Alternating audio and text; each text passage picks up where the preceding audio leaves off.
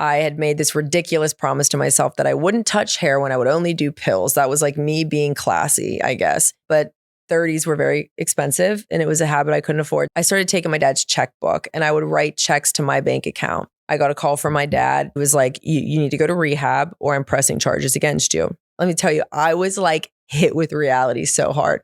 So I went to a treatment facility. I spent 30 days there and it was a few days before I was graduating and I was starting to feel good. I was starting to feel like, you know what, I might actually be able to do this. I was confident. My aftercare plan is set up and they're doing mail call. They call my name. It is a 3-page typed disownment letter from my father. Everything from how sorry they felt for my daughter, that she had me as a mother, how much I let him down. He wrote in there that I broke his heart. On the final page at the bottom, right before the signature, it said, and by the way, I decided to go through with the charges.